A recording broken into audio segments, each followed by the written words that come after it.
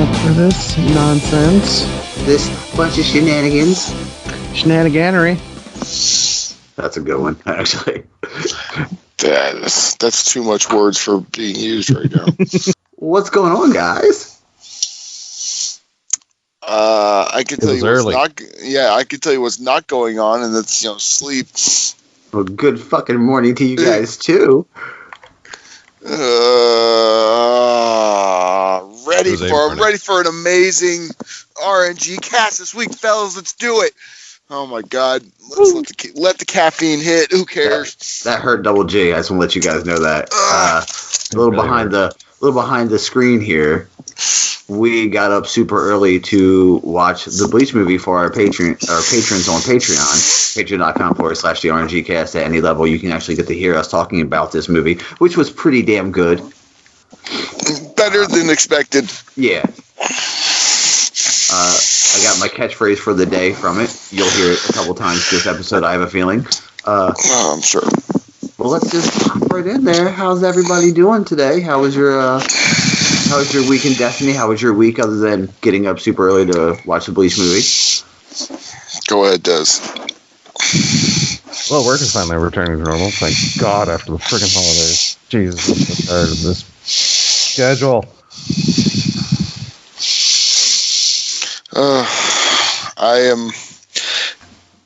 Okay, so last time you guys heard from me, I was stuck in Oregon, correct? Yes. Yeah.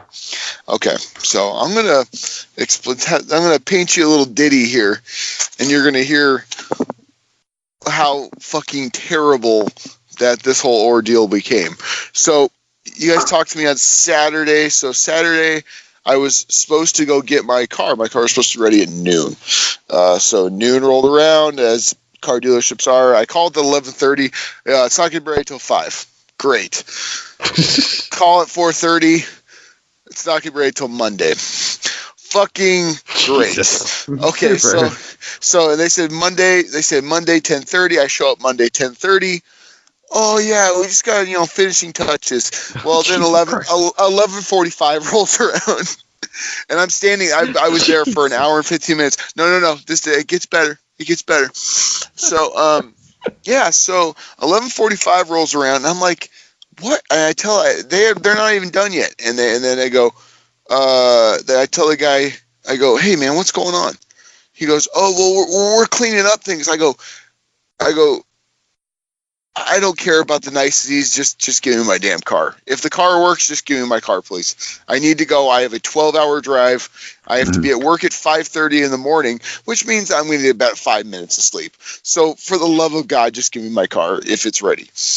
The guy goes, oh yeah, well, it's ready. It's just not clean. I go, I don't care. I'm driving 800 miles. I don't care. It's going to get filthy. Just give me my car. I have 3 kids. Do you think I care? I don't care. Yeah. All right. So I get in the car. I'm just happy to get in my car and start driving, and then all of a sudden the steering wheel starts wobbling, and I'll post a video in our Discord. It starts wobbling a lot, and I'm in and I pulled over into a parking lot to see if it was the road or something. I mean, I'm not a car guy. I will never be a car guy. I know very basic stuff. I knew that wasn't right. So the wheel is literally shaking back and forth, and I'm like, what the fuck? I'm just going to so I'm driving to my mother and father-in-law's house. It's like a 20-minute drive from the dealership. And I drive there, and I'm just like, fuck it. I don't care. We're not taking this car down to Southern California from Oregon. My mother and father-in-law have a truck that they use for a work truck. I said, whatever. We're going to load into that son of a bitch, and we're going to drive down, and then we're going to mail on one of my days off. I'll drive 6 hours. They could drive 6 hours. They're retired. They got nothing better to do. They're the ones who actually. Hey, I'm just being real. They offered it, and I was like, fine, whatever. We're going to do that. Well. So I'm driving for about, 45 minutes, and all of a sudden I get a phone call from my mother-in-law. Oh, God. And she says, guys, she goes, James, she goes,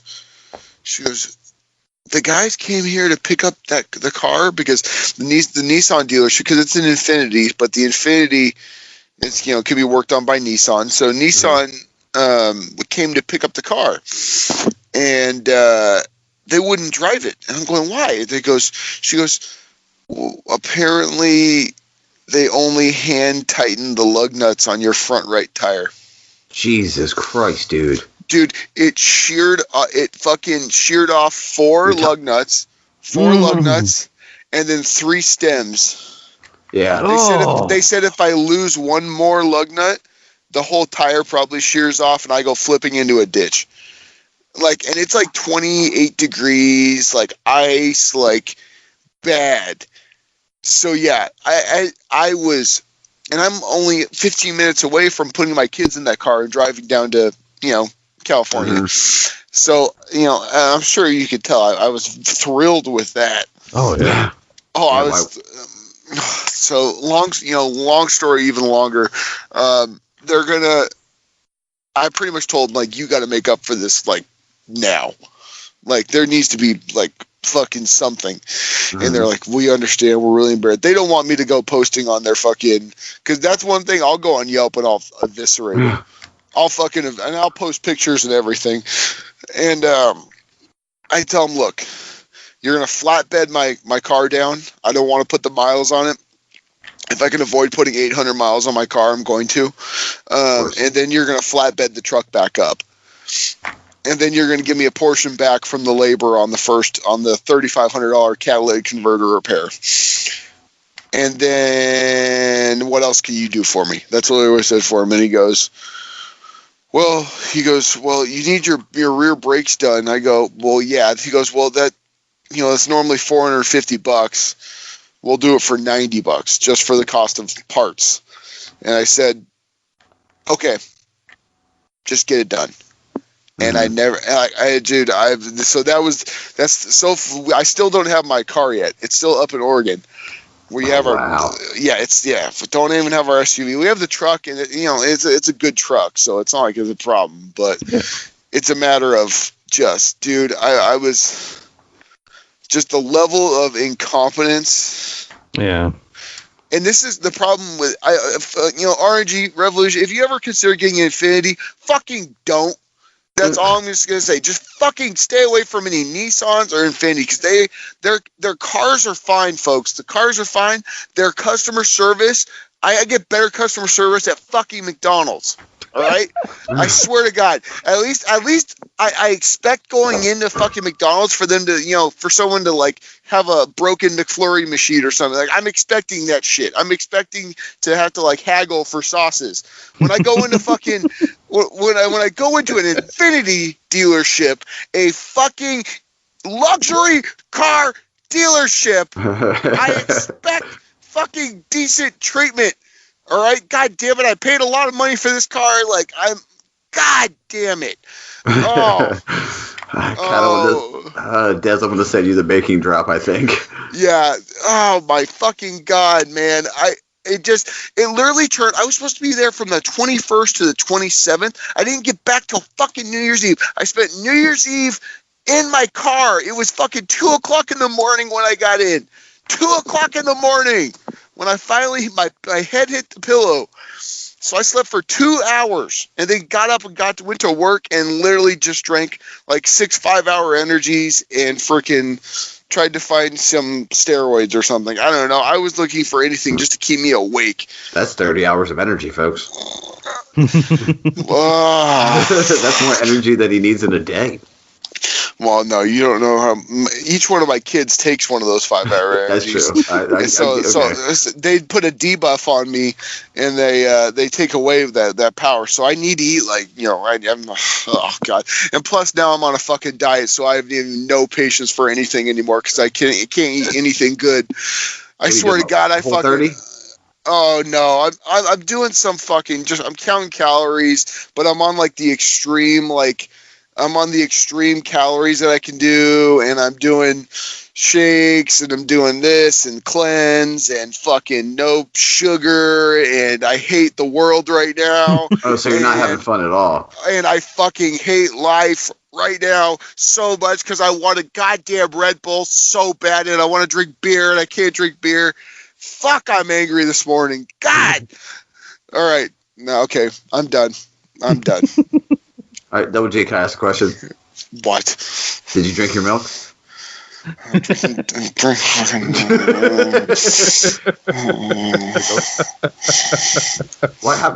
just ask a question. How many calories are you taking in a day? I think it's like 2,200.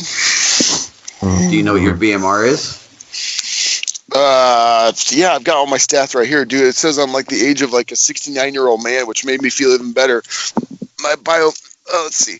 I'll tell you my numbers right now. You guys can all laugh at this, and I'll announce this to everyone. I don't give a fuck. All right, hold on. I took a picture of it because I'm weighing it every week. The good thing is I've got Erin helping me. She was a nutrition coach for a long time. Oh, cool. So yeah, Okay, so you're not going at it willy nilly. Okay, that was my concern. I didn't I know. going at it Yeah, like dude. Unhealthy.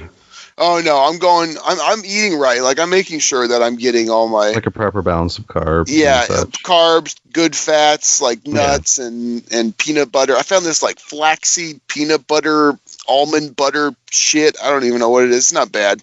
God, it sounds like some crap my wife would buy. It's not good though. grilled chicken Caesar salads at lunch for lunch every day. Let's see. That's not bad. No, I like salads, so it's not that big of a deal. Okay, so let's look at my thing. So my starting weight here is 258.4. My BMI is 33.2, so I'm really fat. It says I'm morbid. It says I'm obese, pretty much. Let's see. Anything else that's embarrassing? No, it is what it is. No, it's that's the problem when you're my size. It always says that you're obese. But how tall are you? 6'2". Yeah, you see, we're actually around about the same builds. Yeah, and I'm 6'1" and like 240, 250. Yeah, and that's And my goal is to get down. It's in 20. It says if I follow this, if I truly go by this, and I'm also working out. I'm putting in. 6 workouts a week. For me, that's just elliptical right now. And then I'll get into when I actually get to my target weight, that's when I'll say it's my heavy weights, and I'll get back into my football lifting program, put on a little bit of weight, bulk up, actually take a little pressure off the old body. I want to lose. So 45 pounds, and I'll probably want to gain 10 pounds back in muscle. That's kind of the goal. But yeah, it's it is what it's really not that bad. It's just eating serving sizes and weighing everything and making sure that you're not eating too fucking much. And you realize that like maybe I shouldn't eat 4 Eggo waffles. Maybe I just have 1 Eggo waffle with a little dribble of syrup on it, and that's my snack for the day. The 4 is better. And if you say agave, fuck you. Fuck you if you like. Agave is disgusting. I mean, yeah. Okay, so today, so I'm on a 2021, but I'm also on the extreme. On this diet, if I do this correctly, I should lose about 2 pounds a week, is what it says. So that's we'll see. Bad. Yeah, that's also, even though it says extreme, that's actually very kind of ideal weight loss as well. That's about 1 to 2 pounds a week. No, I mean, well, because like current weight loss systems do warn you about losing too much weight. Well, yeah. I'm also on a cleanse right now, and there's some foul stuff coming out of me. Oh, there's some foul stuff. Like all the evil is coming out of me, and there's a lot of evil in me. But no, what's it called? No, because it's my 5-year anniversary in May, and we've been saving for a while, and we're taking our family, and we're going with my mother and father-in-law because they go every year to Hawaii. Every year they go, and they always say, well, if you go, just buy your plane tickets. We already get they already rent like a little place on the beach for the thing. They're like, there's extra rooms, blah, blah, blah, free baby care or whatever. So I said, fuck it, let's do it. It's going to cost about $4 or $5 grand for tickets, but that's what my tax return's for. So we're, putting tax return and everything in, and we're going to go to Hawaii in May. So I just don't want to look like a fucking walrus when I go out on the beach in May. That's the whole goal. But, we'll see what happens. I've gotten down to 216 before, and it was pretty good. It was pretty good. I've got a good frame for it. But it's one of those things, man. Sorry, go ahead. No, I'm rambling right now. Don't worry about it. I was going to say, I think all of us have started the same thing this year. Like, let's get healthy and be better. Nope, not Des. Okay. Nope. That's right, Des. I stopped doing that nonsense. Des, I've done that so many times. It's like, nope. Live the good life for me, please. I mean, I'm definitely eating healthier than I used to, but still every weekend, like, my lunch is a Hungry Man TV dinner because, my God, they're delicious and it's so much food and it's great and it's awesome. But beyond that, it's but no, I mean, well, I mean that's fine. You don't have to punish yourself. That's like one of the things that a lot of people do is they punish themselves when they go on the diet. Like, sure, a cleanse might be a good way to start, but I mean, are you going to do like a bodybuilding competition, Double J? No. So that you're going to go back to a little bit of your old eating habits, which is fine. I'm trying to keep this off, man. So what I'm going to do is I'll go when I get to my weight. I'm just going to make sure that I could stay. I'm going to whatever caloric intake I can take to keep me at 215 is what I'm going to have, and I'm going to honestly. This is a life for me. Look, man, long life runs in my family, I guess you could say. Like, all my grandparents and live well past their 80s. You know, so we've got I've got good genes there. But dude, I've got bad knees from football, and I feel that extra 45 pounds on these knees and my back. I've had 3 car accidents, all not my fault. All dumbass. I had 2 old people hit the accelerator in the extent of the brake. And it was bad, and I mean my back is just fucked from it. It kind of derailed my pro playing career, but it's one of those things, man. I want to get fit. I want to be able to like play with my kids and not get tired. And plus, I don't want to have like a heart attack when I'm 50. No, I get that, and I mean, let's just, my dad died at 55, so. Like, for me, it's like it does weigh kind of heavy on me. I'll be honest with that. But it's like you can't punish yourself, dude. Like, are you not going to have like if you guys go out to dinner, are you going to be like, no. We have one cheat meal a week. Okay, that's what I was asking. We have, and it's glorious. Oh, dude, no, this makes me honestly the way I'm running this diet, it makes you appreciate food. Like, I can have one cookie for dessert. One cookie. It's like I have to log it in for my calories. I have to do all that. It's got to be like these oatmeal, whatever bullshit cookies, but I don't give a shit. But it tastes. Are you doing MyFitnessPal? I'm doing. It's called My Plate. Okay. It's basically the same thing. Logs calories, logs fats, and all that. Okay. Yeah, it's really cool because you get it and you just scan your food. You can just scan your food with a barcode, and it'll register all the calories. It says exactly what's in it, and then it shows a percentage of what you've eaten, like as far as your carbs, your fats, your everything, your protein. I mean, it's got me on 100. It says I need like 170 grams of protein a day, which I'm. Wait, hold on. I think it's a gram per pound of body weight. Oh fuck! Wait, no, you're trying to lose. You're not trying to maintain. Yeah. So that might be right. Yeah, I told you how much I weigh. You guys would both be angry at me. You're what? Like, okay, how tall are you? 6 foot. Okay, I'm gonna say you're like what, $180? No. 90? No. Less? Yeah. 160? I'm like 163 on a good day. I was just gonna say, but I was gonna say you are a wiry fella. Yeah, I'm lean. But you are in the gym all the time. You're training and doing all your shit. I expect this from you. And warehousing also is basically a workout. Oh yeah, Mr. Motorized Pallet Jacks. Go screw yourself. Dude, I throw like 1,700 cases a night. Yeah, Mr. Motor. Do it on Emmanuel Jack. Then we can talk. I have. Don't get mad at me that I don't do it now. all I know is that this thing keeps track of fucking everything, and you can even input your exercises. It even has like if I walk around a golf, that burns it's 500 calories per hour. So I'm freaking like, if I walk 3 hours, I'm 1,500 calories. I could fucking eat like a king getting that these night. these apps that help you like log your exercise and stuff. It's actually amazing the very little difference there is between walking and running. There isn't very much. It's like, you walk this much. Yeah, you walk this far, and it's like, 500 calories an hour. If you ran it, 750. Yeah, I saw. Yeah, exactly. It's like literally like a 15% gain if you run as far as walk. But just being active, I think, is really the biggest thing. Yeah. Like on my off days, like I hit the elliptical for 30 minutes on when I go to work. We have a gym at my work, which is nice. I'm able to go. I'm good. Yeah, because I take my lunch. What I'll do is I'll take my lunch and I'll go in, work out, take a quick shower, grab a salad, take that back to the shop, chow that down real quick. I'm good.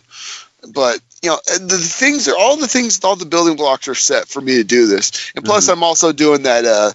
It's all that distinguished gentleman versus whatever freaking the potato thumbs challenge. Yeah. But it's not really. It just kind of coincided the fact that they were both going on the same time. So hopefully give the RNGCast a good showing in there. But no, man, I am. Like I said, it's really. I know I make it sound terrible, but it's really not that bad. It's just controlling portion. It's just portion control. That's really all it is. I feel like I'm a ringer in that kind of situation. I mean, that, and I kind of gave up also because I'm probably never going to be super slim because genetics hits me hard. Well, yeah, I mean, you also have a big frame. Well, no, yeah, I have a large frame, but like I said, everyone and like practically everyone in my family is like heavier set, or at least on my father's side, it was like heavier set and like big eaters and such. So I mean, it's not just like portion control sometimes, but it's like I said, for me, I've had to come to the fact that it's kind of genetic. And genetics does play a factor, man. Yeah, it does play a factor. That's why. Thanks to warehousing like my core, I'm starting to feel musculature under my stomach, but I'm not losing anything. My stomach is still there, which is kind of sad. But yeah, like I said, I've come to terms with it. It's like whatever. I get you. But you have that warehouse strength. That's the problem. Oh yeah, like factory and like warehouse work for so long. Yeah, like I had like a natural musculature anyway. That's what we call country strong. I mean, because I've never been in a sport that required me to lift a lot. Yeah. Never. Yeah. I mean, I played basketball for a bit, but that's a lean muscle sport. Exactly. But but yeah, so I was never part of something that required me to like lift a lot. I mean, there was a time I went to the gym for a while, and I would do some weightlifting, but I was also working in factory, so I couldn't actually get cardio time in because it was after work. I was pretty much dead tired from standing all day anyway. But I would make sure to like get some weightlifting in, and then even then, like I said, after months, it's like I'm not seeing a super change, so that just kind of fell off. And I even did actually some HIIT cardio, high intensity something. Tabata training. High intensity impact training, whatever. High intensity Tabata training. Yeah, whatever. But yeah, tried some of that back then, and again after work and trying to do that crap. Oh my god. That stuff. Whew. But even then, it's like I didn't see like massive losses or really anything. So like I said, I'll eat healthier. I'll keep hauling ass at my job, and I'll stay like work fit basically, because that's all I really need. That's if it makes you happy, that's all that fucking matters, man. If you're comfortable with yourself, that's good, man. Honestly, if you're feeling good like that, that's all that matters. Because honestly, I'm my side. I'm my size right now, and I'm like, I don't feel like I'm like out of shape. I'm out of shape, but I don't feel like I'm fucking like gigantor walking around kind of thing. You know, I don't really feel that bad. Like I know if I were to go running, I would feel it because I know that's where I'm out of shape. Because our lives are so sedentary. If you don't go to the the gym, especially because you get stuck in the same routine over and over and over again. And then it's just, for me, it was, I'm a snacker, I'm a grazer. And the problem is for me is I always ran into the habit, like, dude, like grab a fucking row of Oreos or something like that. Grab some, you know what I mean? Like fucking, like, hey man, whatever. Row. Eat it. Not even 3. No, like a row, like at least like you just grab, the as far as your fingers will extend. Like a half a row. So like 7 or 8 Oreos, double stuff, of course. Exactly. Double stuff, of course. If you don't, you're a heathen. We're not savages. If you're a fucking heathen if you don't. And then you gotta dunk in the milk, but we switched to almond milk, so just like little shit like that. Actually, almond milk is delicious though. It is. Yeah. The vanilla almond milk is becoming. Oh my god. It is basically good. a melted milkshake. If it is, wasn't man. so expensive, or I haven't priced it recently, but if it wasn't so much more pricier than milk, yeah, we'd still be living off that. Like, oh my god, dude, that's why we love Costco, man. We love Costco so fucking much here.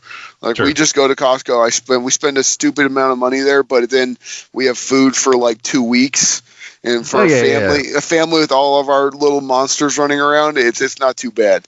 Yeah, because we have Sam Choice, and we used to shop there, and like we'd get like a lot of the like necessities and stuff, like peanut butter. Oh, we'll go buy that Sam's Club, and have peanut butter for like 3 freaking months. Yeah. Do we need a bucket of peanut butter? Dude, it's it's funny, man. And, like I said, it's just not. It hasn't been a huge, because I like salads. Like, I'm not the guy who, like, I love vegetables, salads, fruits. Like, there's really only a couple foods that I really won't eat. But other than that, like, health food is fine for me. Like, I'm really okay with it. It's just like you have to get yourself in that mindset that you're not going to go out and, like, I'm not going to go stop by McDonald's and get a fucking large Coke and a fry on my way home from work kind of thing. Yeah. That's that kind of bullshit. But that's another thing we actually cut out, is we don't eat out nearly as much as we used to. But speaking of that though, like, speaking of being okay with salads, like going to a buffet, which of course used to be my favorite place to go because I used to eat a lot. Oh, dude. I mean, I could put away like 4 plates, but that first plate was like a mound of salad from the salad bar, because I freaking dig salad bars, man. Oh my god. Okay, dude. My buddy turned Subway into his salad bar. He would go to Subway and he would literally tell the guy, I want you to put every vegetable you have on here.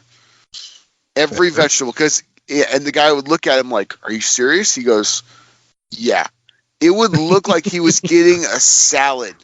They couldn't close the fucking sandwich. They would just leave it. They would just hand it to him open-faced on a tray and be like, here you go, dude. And this is a little 150-pound Japanese guy that would fucking do this. And this guy, we always swore, like, this fool could eat. I think I may have said this before, but this is the guy that could eat 26 Del Taco tacos. 26.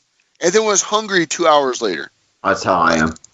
Like, it's fucking, and he wasn't like active, like super active guy. He just had a hollow fucking leg or something. Like, it was ridiculous. He would go to Soup Plantation, and they would cry. I think honestly they would lose money when he would fucking go there, because he would literally eat like 6 plates of food, like 3 of which being salad, like 3 different kinds of salad, and then he would move on to the heavy stuff, and he would just obliterate it, and he wouldn't gain a fucking pound, that son of a bitch. I do that and my ass jiggles 3 times. I just, it's just ridiculous though, man. But it's a curse more than it's a gift. I'll tell you that much right now. Being hungry all the time sucks a bag of dicks and ass, man. I'm hungry right now, and I ate breakfast. Like, before we started the Bleach movie, I ate like a bacon, egg, and cheese on a bagel. Yeah, see, that's the other thing. We're starting to do more like we got one of those, the as seen on TV, like the egg cookers. You guys ever seen that? Yeah. Where it's like a little steamer, and I think it's like $20. We bought it at Target. That thing cooks eggs, and like two hard-boiled eggs is only like 140 calories. So that's like been my like munching. That's been like the move right there for me. Ungodly farts, just ungodly. We have a signed treaty in my house that no one gets mad at someone else about their flatulence while we're going through health food. So fair. It just is what it is, because all the demons come out of you, like, you know, like when they say it burns you on the way out, it may burn your nostrils on the way out, you know. But so that's the health of the RNGCast there, folks. Little something we haven't talked about in a long ass time. I don't know if you guys Buster, I know you've talked about it every now and then. Well, now I'm back on the insanity kick, because we actually had a biokinetic company come into my job, because, you know, multi-million-dollar company, a lot of people get hurt, so they're trying to like minimize the people getting hurt. And they were like, we need volunteers to wear like a heart rate monitor and like a body oxygen sensor or some shit. And I was like, dude, I'll do it, whatever. I'll do it. Oh yeah, I'll be your Huckleberry. And the dude was like, okay, I gotta do a couple things real quick. And he like did like an interview. And he was like, how old are you? And I said, 36. He's like, how much do you weigh? And I was like, 163. And he was like, he did a couple other like measurements, like body fat and all that. I'm not afraid to say it. 10%. Holla at me. Impressive. No, it's not really. Coming from someone who has 30% body fat, that is impressive. Sure. My goal is 8. That's my goal. My heart rate. He was just sitting there, like, I did a whole day of work, and he just came up to me. He's like, hey, how you feeling, buddy? And I'm like, I feel good. Why? He's like, because it looked like you were going to have a heart attack a couple times during the day. And I was like, oh, yeah, I'm haul-assing. I'm running. And he's like, okay. And then he told me what my BMR, which is, you know, the basal metabolic rate, which is the amount of calories you need to maintain body functions. Mm-hmm. And he was like, okay, how much do you eat in a day? And I told him, and he was like, you're not eating enough. And I'm like, why? He's like, you need 3,700 calories. And I'm like, what? That's a lot of calories, dude. And he was like, well, think about what you do in a day. And I'm like, oh, well, okay, I get that. You know, because throwing heavy weights, loading trucks, all that, and Des can attest, warehousing is not easy. And he was like, are you going to the gym too? And I'm like, yeah, I'm going to the gym. He's like, what are you doing at the gym? I'm like, oh, I'm lifting. And he's like, man, I'm going to tell you right now. Are you trying to get muscle? I'm like, yeah, I'm going to put like 10 pounds of muscle on. And he's like, you're going to need to eat like double what I just told you for that, because your body, I guess there's like mesomorph, endomorphs, and ectomorphs. It's just like a body type. Ectomorph, that's the shit that's in Ghostbusters, right? Ectoplasm. Okay. Oh, sorry. Yeah, I'm actually, I know I'm endo. I'm the lead. You can be endo anything you want, buddy. We don't judge here. I'm No, I actually took that's one of the, like I said, I was huge in like the health kicks and stuff, and endo. I think I'm ecto, little lean along with ecto, and then meso is like, oh, you're just a bunch of muscle. Yeah. And like the dude was like, yeah, man, for you to put on weight, you're gonna need to eat like 6,000 calories a day and eat like every 2 hours. And he's like, it's not good for you. Yeah, because that's the thing. Because as you gain muscle actually starts burning more calories for you, like just for existing. So having more muscle mass, you actually need to step up your calorie intake to maintain muscle mass. But I've been doing the drinking a gallon of water a day. Goddamn, the amount of time you have to run to the bathroom is. I was just gonna say that's what's killing me, man. Jesus. I drink aloe water. And I am pissing like a racehorse. Like literally every time I go outside my backyard, it's like, gotta go to the bathroom, man. Don't want to waste that water, especially in California, because this fucking water bills are so fucking expensive. But yeah, dude, fuck, man.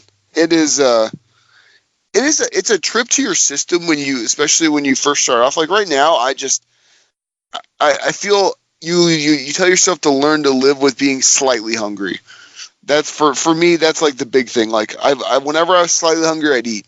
So for now, it's just being okay, knowing that I've got a meal coming in an hour, that my meals are, goodly, the 6 a.m., 12, 6 p.m. Like I'm got a good schedule there with good like snacks like jerky and nuts and other stuff in between. Like I'm doing all right. So Destiny is a game, and we play it.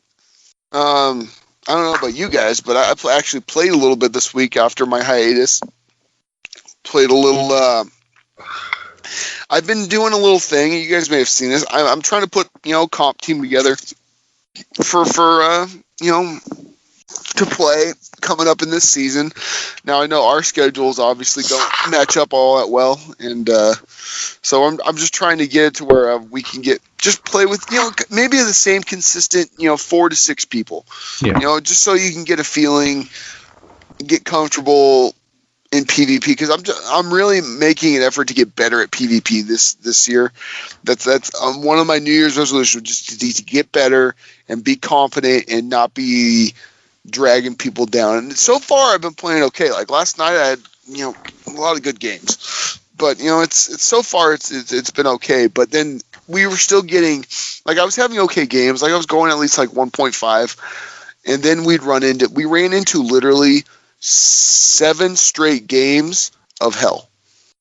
Like it was a grind just to get to like 1.5 last night, because it was literally just shotguns, Luna, and then heavy like Wardcliff, and it was just, and then Telesto. It was just crutch. There's a lot of crutch weapons that were out last night, and I guess that's as you start climbing ranks, that's what you're gonna start reading. I'm gonna start getting into. But man, alive, man, that was one of my roughest nights for PvP as far as like win-loss ratio. We didn't win a game. We went 0-7, and that was with a 4-stack of decent player. Like Drafty joined us last night. Drafty played 4 games with us. And then we had this guy's name he's in Foes, Venom. He's been a guy we've been playing with, and he's a good player. And Aaron's a good player, so it's just like, it was just brutal, man. There was just nothing but. When does the heavy ammo get changed? Or has it already been changed? I hope it hasn't. I think it already has, hasn't it? I hope it has. Next patch. Okay. Okay, next, not this one. Because it was the snowballing effect, like they talk about, is real. Like, it is bad. Like, you grab that heavy. Everyone grabs Hammerhead. That's what I'm seeing. A lot of Hammerhead. And then they sit on heavy and they just wait for people to come and they mow them down. And then they get heavy again, and then it's this never-ending cycle of death. But yeah, so that was the experience for the last couple days. I think we may try to do some Whisper tonight. Just keep getting chests and working towards that, whatever it is, the masterwork. But how was your guys' week in Destiny? Go ahead, Des. I did some things. Did you? What'd you do? I mainly just did some Forge stuff. I'm a hunter, really. Oh, I haven't actually started a powerful frame. Don't mean to interrupt, but I beat my first Forge. My first Forge. Yeah, it was so much easier. Like I'm like 618 right now. That's about where you need to be. And then Aaron's like 626 or 627. And then we did it with just who did we do it with? But we just flew through it. Like none of us died. We flew through the first one. The second one, we're just doing all the bullshit you had to do to unlock everything. And no, but I figured, but it wasn't bad. At least it's held up for the most part. It wasn't like I'm glad I wasn't ready. I didn't kick the shit out of it my first week going for it. It would have been a little bit boring. Go ahead, Des. I don't mean to interrupt. I'm sorry. No, you're good. But because that's pretty much it. Because like I said, I haven't started a powerful frame yet. But I got like the bounty, or at least one of the bounties done. So I just need to like do a few more dailies to get the second ballistics and start grinding out that pulse rifle frame. Pulse rifle frame though. Wow, a good one. Is that that's the blast furnace? Blast furnace, yeah. Yeah, dude. That's a good gun. Aaron has one. I forgot what she has on it, but it seemed like it was pretty nice. Hey, last week I was able to complete a sword also. Ooh. Did you get with the sword of death? Still classified. But yeah, you came with Surrounded and Assassin's Blade, which is movement speed for a kill. I think that's what I got too. That's a nasty combo, dude. It just shreds through things. I know my guard or my blades are different than what you were saying because I actually don't have one of them. I think you said you had jagged, but I don't have jagged. I'm looking right at it as we speak. I have enduring or tempered, enduring guard or heavy guard, Assassin's Blade, and Surrounded. Yeah, because I misspoke on that one. Yeah, mine has like honed and hungering, I think. Ooh. Something like that. I'm not sure about hungering because it's still classified, so Tim doesn't. It just doesn't tell me. So you're going for the blast furnace. Oh yeah, for sure. I want a good blast furnace. Because I mean, I've been looking out for a good go figure or right side of wrong, but no luck there so far. So hopefully, like, I can get a decent blast furnace considering you can get rerolls fairly easily. Mm-hmm. Because I'm maxed out on modulus reports, so I'll be able to do it at least 3 times after the first powerful. They're account wide, right? They're not based off character? Yeah, they're account wide. Okay. And you can hold a max stack of 15. 15. And two ballistics? Yeah, 2 ballistics. You can hold 2 ballistics, 15 modulus reports, and it takes 4 modulus reports to get a reroll. Redo a frame, yeah, I believe. And it's not the full thing. It's just the last 2 steps, right? Just headshots and heavy kills. Well, I mean that's any frame actually. Oh. Well, yeah. When you go and like redo a powerful frame, it doesn't start you at the beginning. As long as you've done it once, you actually don't need to always go back and redo the core and everything. Oh, well, that's. Well, the more you know, there. That's nice. So yeah, it's actually super easy to redo. Or to do a frame twice, it's actually super easy because all you have to do is the multi-kills and then Seeds of Light. Go to Mars, baby. Go to Mars. Exactly. Thanks. Thank you, Escalation Protocol. Oh, yeah. Well, yeah, definitely for multi-kills, but also, as I found out, thanks to some help in the E-Star, I found out. Yeah, Mars and Dreaming City Lost Sector bosses drop 10 Seeds of Light apiece. Mm-hmm. Also, public event. It's on Mars as well. Mm-hmm. But yeah, so that makes it just super simple. Because I was doing, like, at least for the sniper frame back then, I'd go to Leviathan. Like I said, with the Icolo sniper, you can line up the first 6. Legionaries that are standing there and just one shot takes them all out, which hilariously it doesn't actually consume a shot because the Icolo sniper has triple tap, so you're getting 3 headshots, 3 kills, and it just gives you a bullet back. So you're like, okay, and then you strafe to the side really fast and connect again, and those 3 are dead.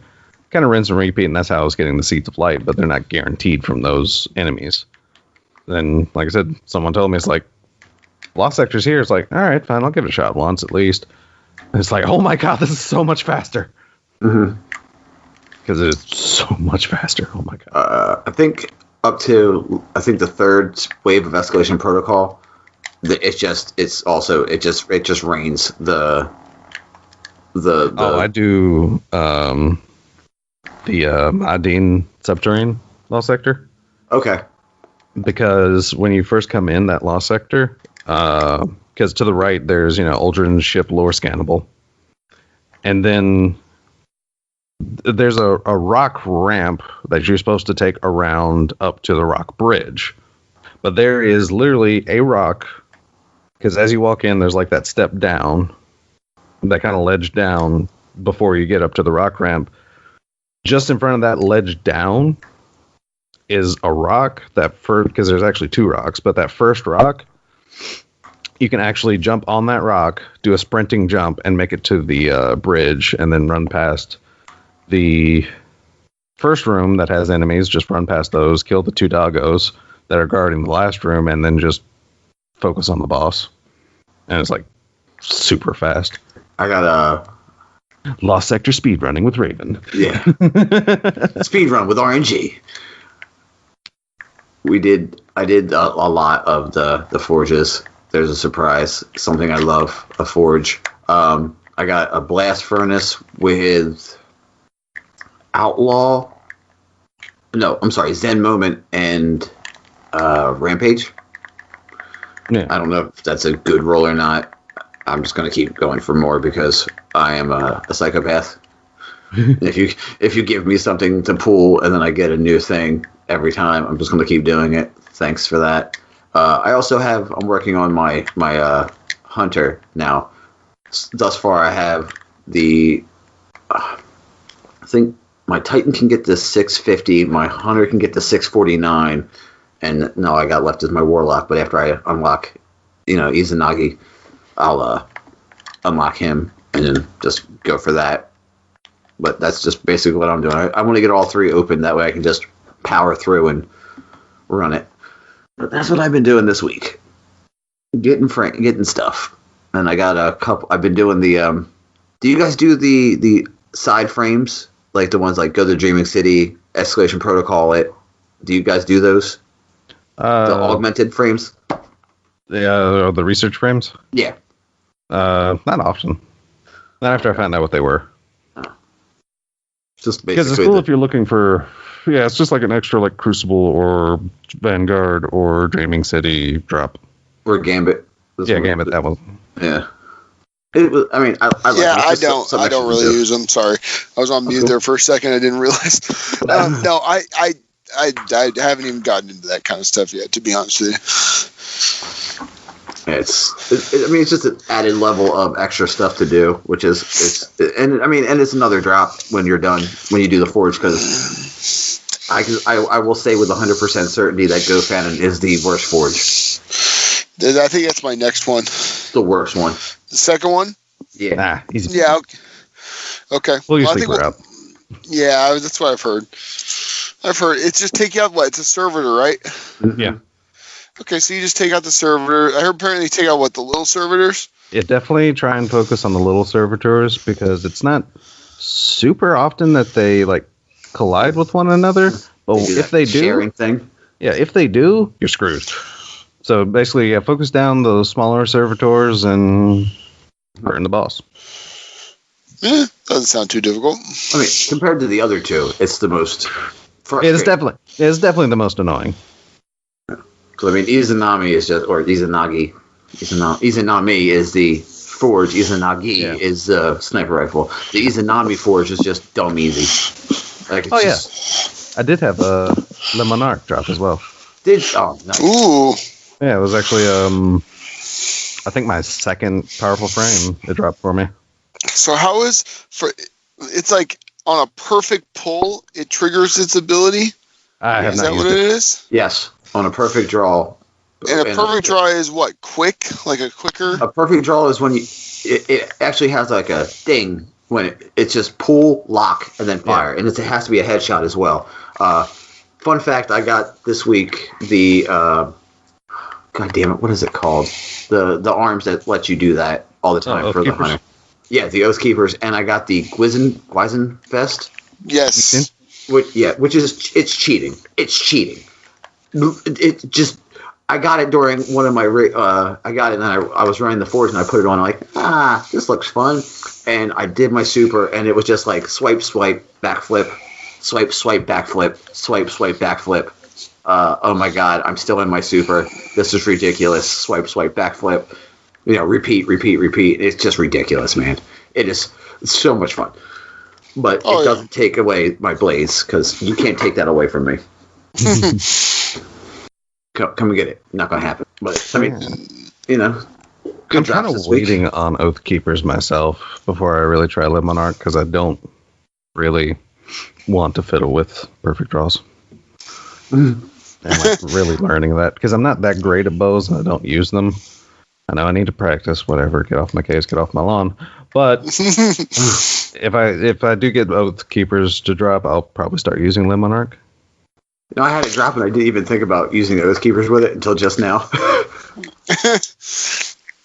Like I got him and I was like, cool, Oath Keepers. Next.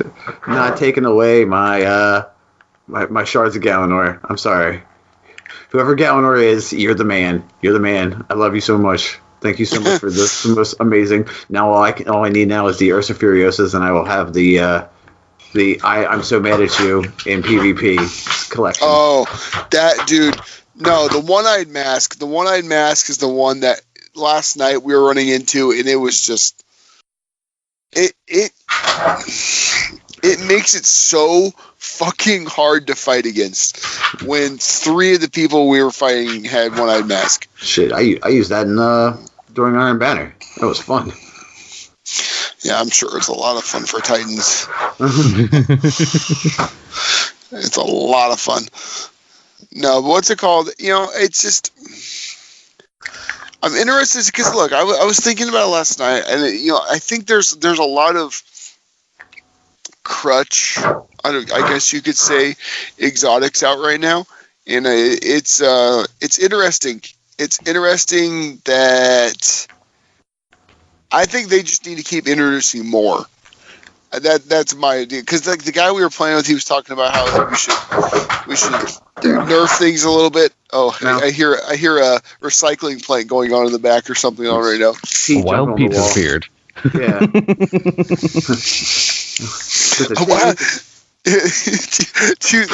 Now is this like Safari Zone? Are we gonna throw like bait to him, or are we throwing a rock at him? I'm gonna hit him with my foot. Shoe. I was saying with a shoe, throw a shoe at him. He probably hears the missus. She's probably up and moving about. He's probably like, "Hey, I want to talk to you. I miss you so much. I haven't seen you in like 42 minutes. I need to see you again." Remember when I put my nose in Dad's mouth to wake him up? Remember that? Yeah. Fucking this dog, man! I swear to God. Dude, we picked the dogs up from the borders. We picked them up, and dude, they were so happy to see us. Like I've never seen my dogs. I feel like they're like, "You sons of bitches! You only said you were going to be gone for 6 days or 5 days. You're gone for 11." You lying motherfuckers! Ooh, I know exactly. Bitches. I know, but then we just gave them a bunch of food when we got home, and they got their big old bones, and they were like my dog Ryder. I'll share a picture of my dogs in Discord as well. I gotta remember to do that. Define big for bones, like okay. So you know that bone I sent you, the heavy duty bone, that dense like real bone. Oh yeah, the one that Pete destroyed in like 3 seconds. Was it actual the bone with the stuff on the inside of it? Yeah, he cracked it open. Did he really? That son of a bitch, man. He's got some fucking teeth on him. God, man, he's a monster. He wanted the peanut butter or whatever the fuck was inside, and he was just like, "Oh, I'm just gonna." He was eating on the middle, eating at it like dun dun dun dun dun, and all of a sudden he just like put it in his mouth, and I'm like, "What are you doing?" And it was like crunch, and I'm like, "What the fuck, dude? Break your feet, dude! Don't piss that dog off, man. Jesus Christ, man, that's kind of scary." We give him cow femurs. Like on the regular. We had a guy when I was a butcher's assistant. We had a guy come in every week. He would take all of our big, heavy cow bones, beef bones, and he would give them to. He had 2 huge Rottweilers, and they would just freaking destroy. I was like, I told him one day, it was like that that meme where it shows like a bone. It shows like a bone, like giving a dog a bone, and then you put like a shoe at the end of it, so it looks like they're chewing. Like I would always tell him to do that. I was like, yeah, you should just like leave the bones in your front yard, and then like say like, whatever happens on my property is not responsible. My dog eats kids or something like that. You can totally screw with people. But no, man, dude. I know, but that is, dude. That guy, your damn dog's a monster, man. Hold on, actually, the bone is in my office. I'll take a picture of what's left of it and send it to you. God damn. And then I'll send you the picture of how big the bone is that we normally give him.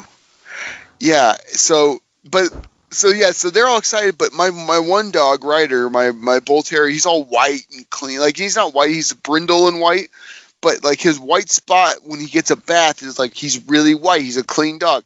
Literally 30 seconds into him being home, rolling around in dirt, fucking dusty, you look like I've never given him a bath before.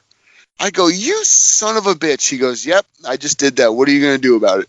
That's literally what he told me right now. He goes, you were late 5 days. I'm going to fuck up this whole grooming thing.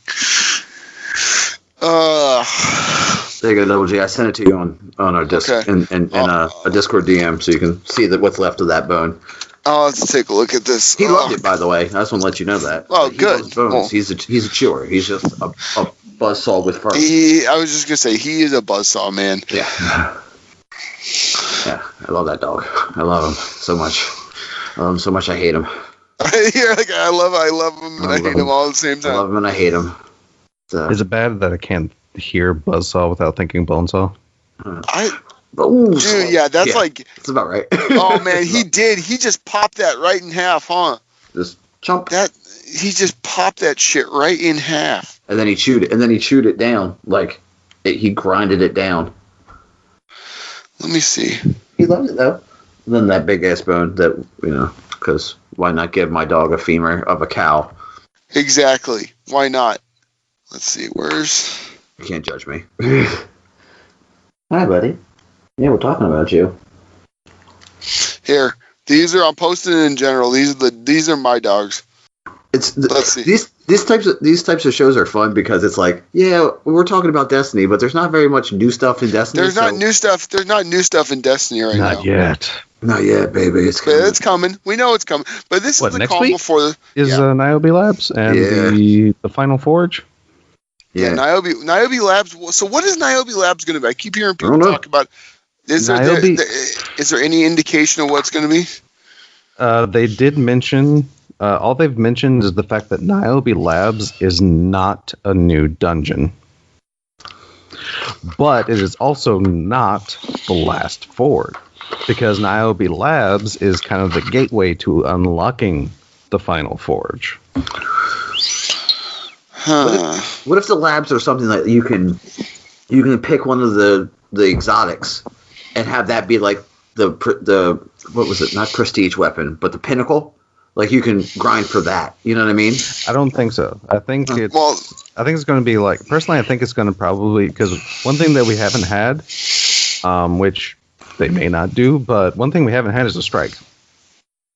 Ooh. With this update. So I think Niobe Labs might be kind of like a strike, and we're probably going to get like a quest step to do the strike at some point in time. That's what I'm thinking, personally. Maybe. Yeah, that's a good one. Because I do know, because there's interactions on Ada about Niobe, and the only thing it is, like, she has dialogue that's like, she didn't even know Niobe Labs was still a thing. So that's the only clue, at least from dialogue wise, from that quest step. Yeah. Now this will be. It's gonna be interesting. I'm glad we have this lull right now because it's allowing me to catch up a little bit. I definitely needed it. We're gonna be doing some stuff later on tonight. Trying to keep grinding, keep trying to get up. I'm trying to get to if I can get to 6:30, I'd be happy, man. Just for right now, because I'm at 6:18.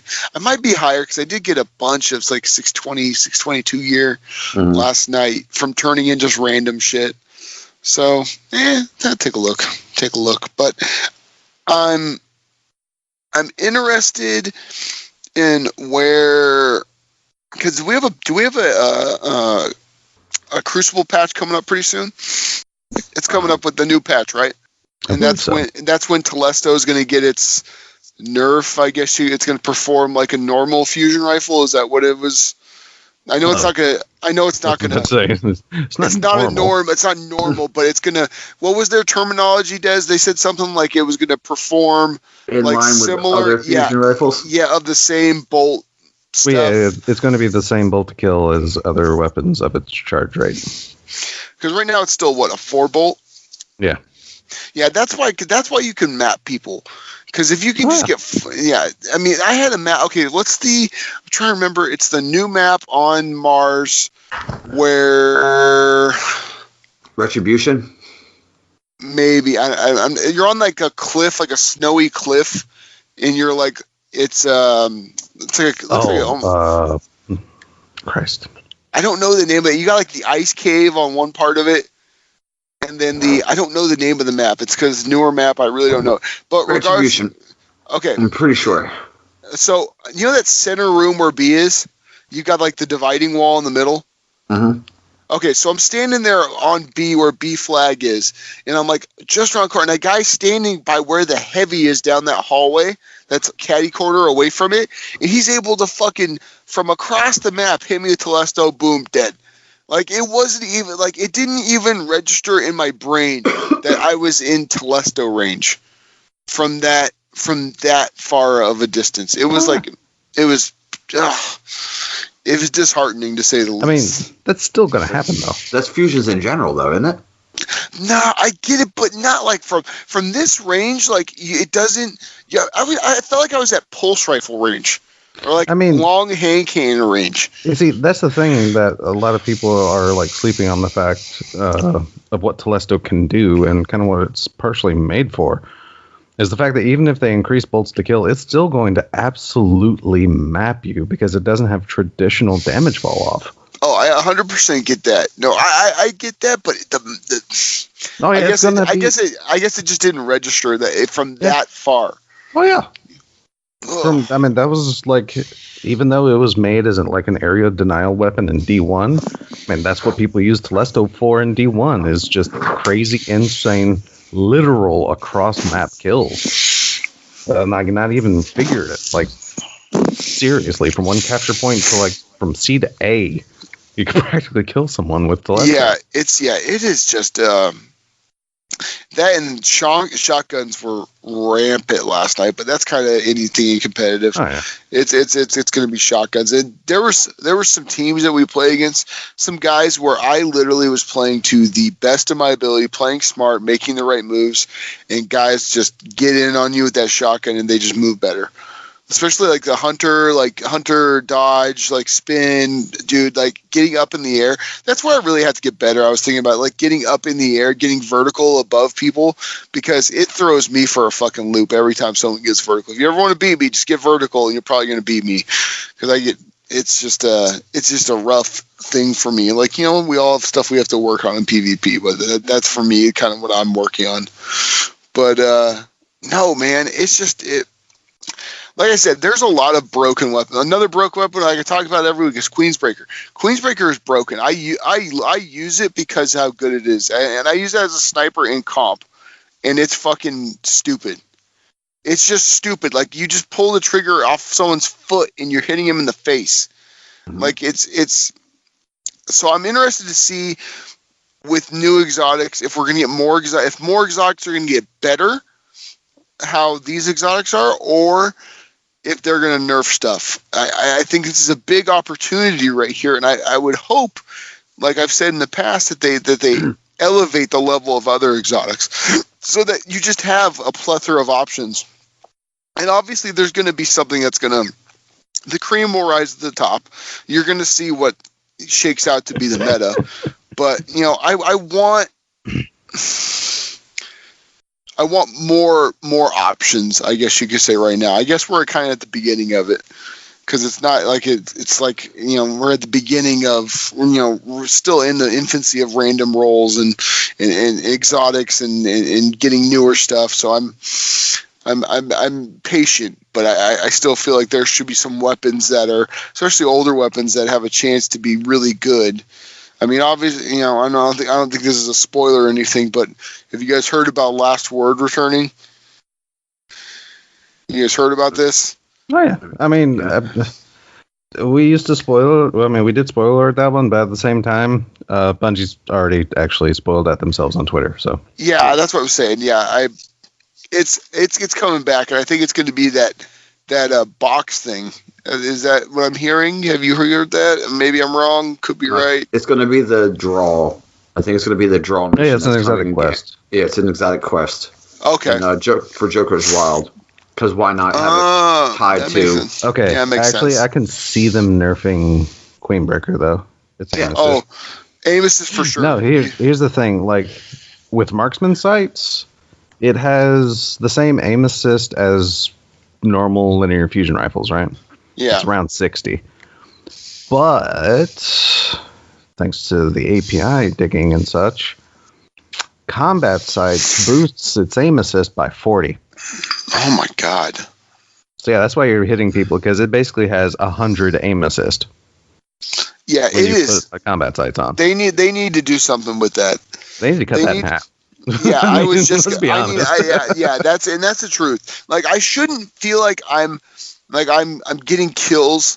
Like, I know it's dumb. Use whatever. Don't apologize. But if I'm shooting someone and I know I'm shooting them in like the chest, not in the chest, and it's there, but then it moves up to the. You know what I mean? Like right in their fucking like chest, and it's going up to their head. I feel kind of dirty. Like I feel my pinky toe. I feel. That's the same stuff I was talking about whenever I first used this. Like, I swear. I remember you saying it. Aim was like on their belly button, headshot kills, and it's like, no. Yeah, we haven't even gotten into Gambit this week, and I'm hoping we might actually play some Gambit tonight. Now that I think about it, dude. But that sword that Des and I have, if you have that sword with surrounded, oh Lord, it destroys. It destroys them. You'll enjoy the mod I put on my sword then. What you put on surrounded stuff? Yes, of course. Fuck yeah, why wouldn't you? It's like more damage, and that damage lingers? Fucking right. Duh.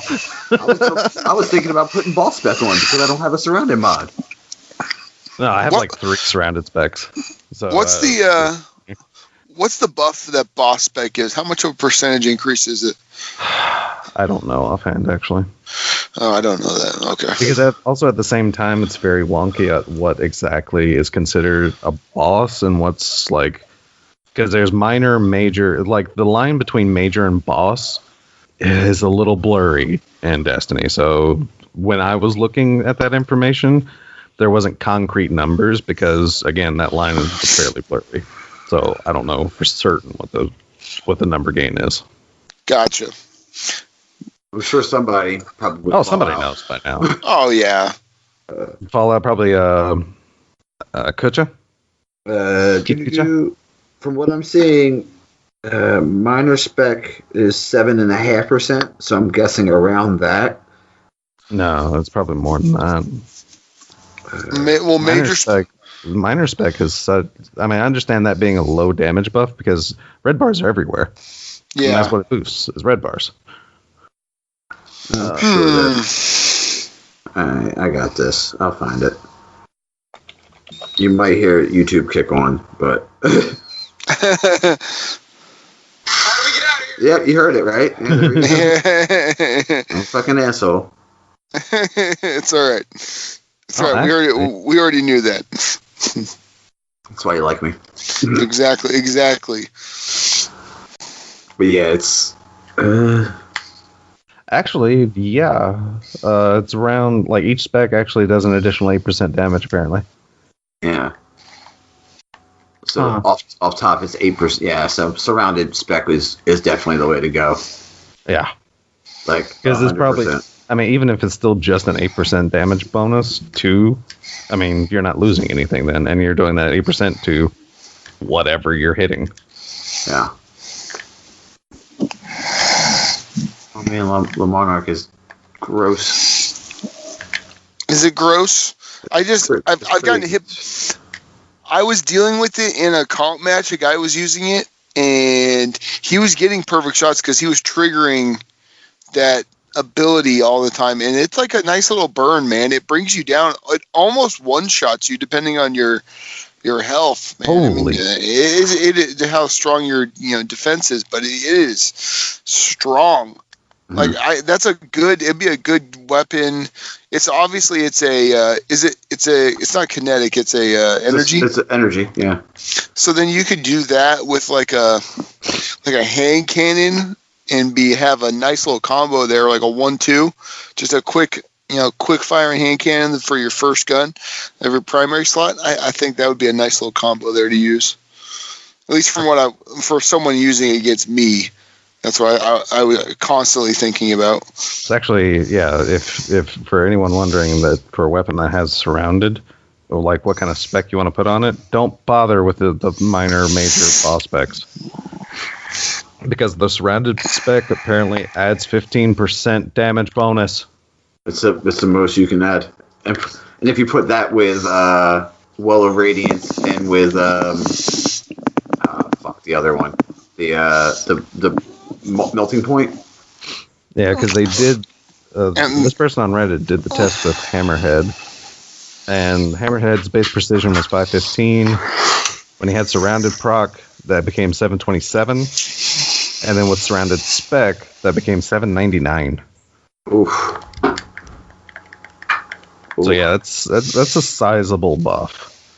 Though surrounded only stays up for about 1 to 2 seconds. Like with surrounded spec, which, I mean, good God, that kind of damage buff. I mean, hey, but when you're always surrounded, when the primeval spawns. That's true. Okay, I think I got this perfect draw thing down. It lights up. Oh, yeah. Does it? There's a ting to it, like especially Wishender especially has a very noticeable audio cue whenever you first hit that full draw state. Well, the Monarch has there's a gauge on the side of the bow itself, and there's also in the sight there's 3 bars, and when the 3rd bar is full, it does, and you can actually, there is a ting. Most bows have the bars. Oh, well, I don't use most bows. The only thing that doesn't have the bars is Wishender, because it has more of a sliding light up effect, visual effect whenever it fills. And it actually has a visual indication of how long you can keep it drawn. Okay. Because the sword at the very top of, it's the embossed knight that has the sword. And when it's fully drawn and fully active, like I said, you hear that ding and that sword fully fills up.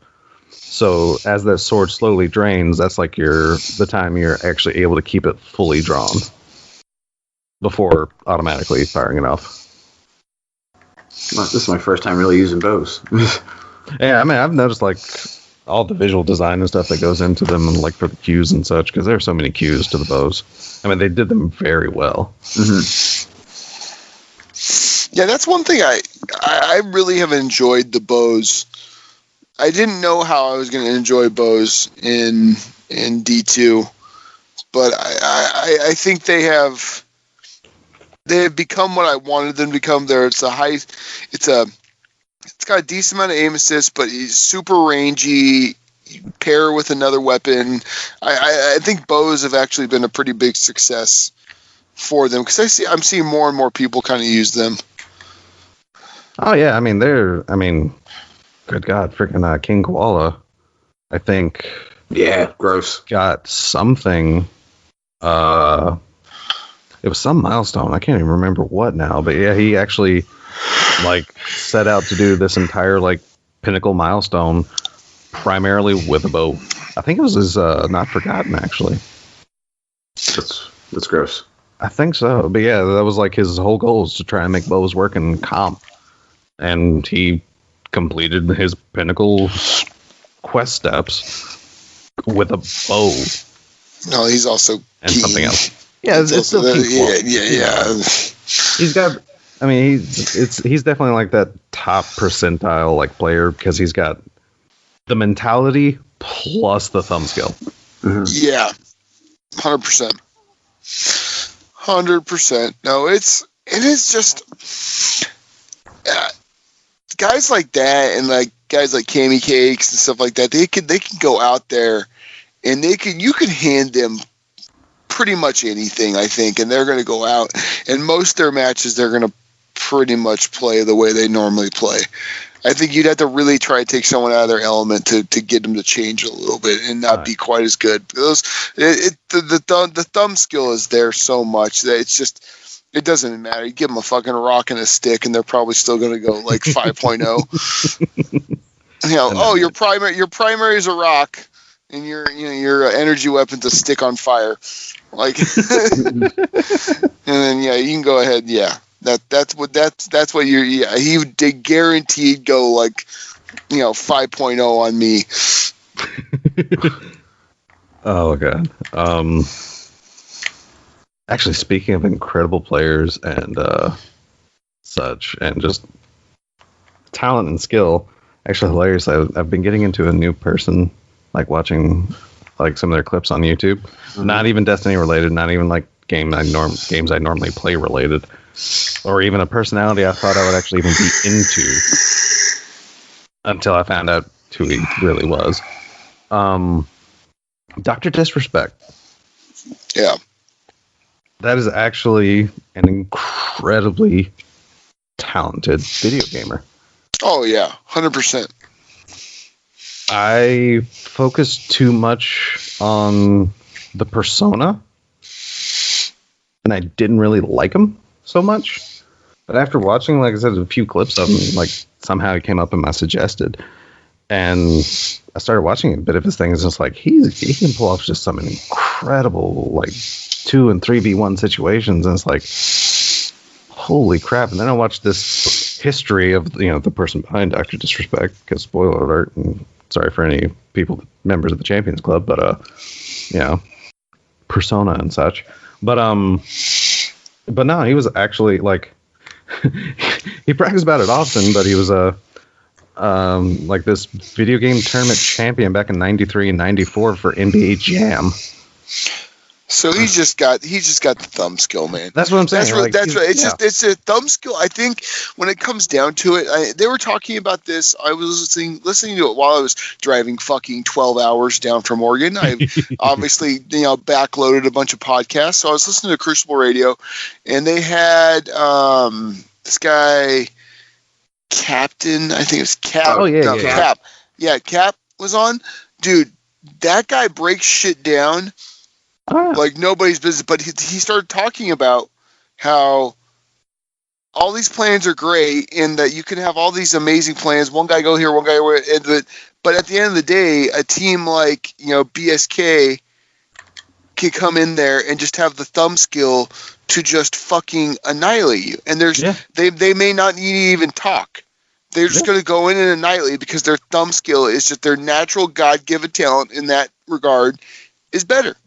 Yeah. And that's something that I had to, I'm having to check myself with. It's like, look, man, I got, for lack of a better term, I got potato thumbs. I fucking know it, man. But you know what? I enjoy the game and I realize what my potential is, and then I try to focus on what's going to be. Control like when I'm teaching golf, I tell the guys, control the controllables, control what you control. So that's your call outs. That's, where you're going on a map kind of thing. I can't control what the other guy's thumb skill is on the other side. If he's better than me, he's going to probably win the 1v1. But if I put myself in the best position for it, that's where I can at least somewhat make up some of the difference. But at the end of the day, someone with just amazing thumb skill is just, they have a huge advantage.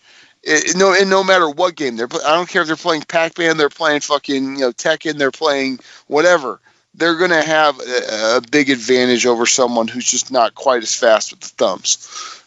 Actually, for fighting games, thumb skill is probably less required. Okay, maybe Tekken was a great one. I just thought of random. Well, that's more like number and memorization people. Yeah. That's true. Really becomes super advantageous in fighting games because somebody may click the buttons faster, but if your opponent this kind of knowledge can transfer over to shooters because if you have the mentality of like distances, spacing, advantageous points and such, like it can close the gap a little further to someone that just has amazing thumb skill and twitch reflexes.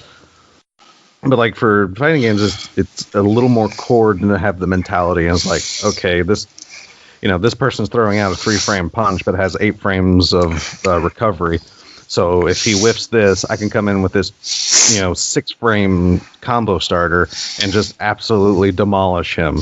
And that's the kind of information that can become vital in fighting games. Yeah, it's like music. Yeah, you got to break the rhythm. No, 100%. I listened to that episode too with Cap, and it's basically the military mind. Yeah, that's exactly what it's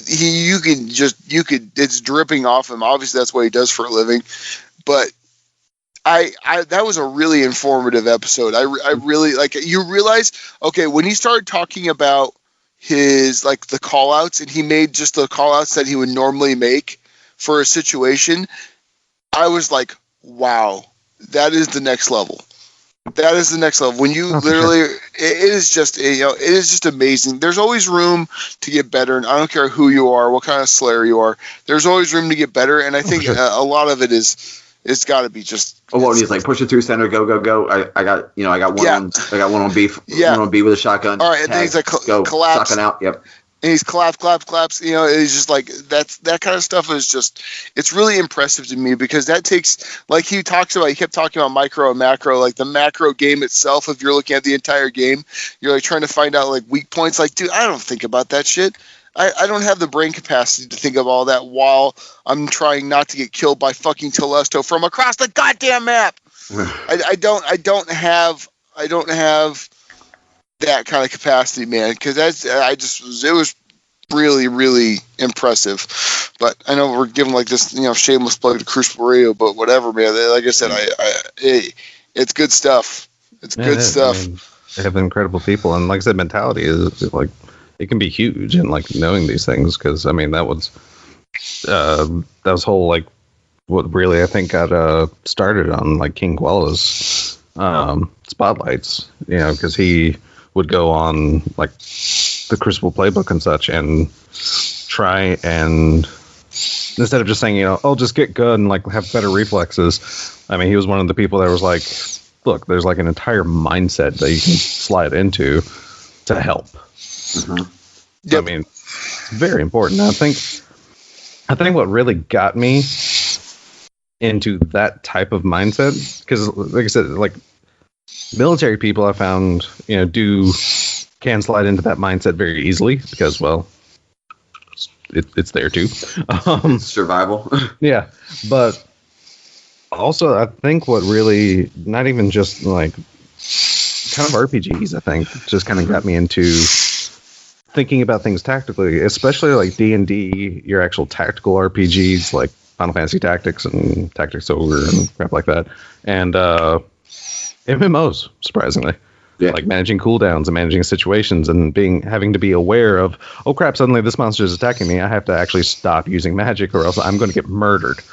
Because spellcasters have high aggro rates in MMOs, so learn when to stop. If you hit me with a fireball, I'm going to come at you. That's just... Exactly. See, that's I like I said. One of these days, I need to play. I played like D&D when I was like 13, but I haven't played it since. So I want to make a character. Is that what you do, or what? I don't even know what to do with it. Roll a character. Yeah, exactly. Actually, hilarious. I think what really, really probably kickstarted me into that mentality was researching my barbarian that I rolled for 3rd edition.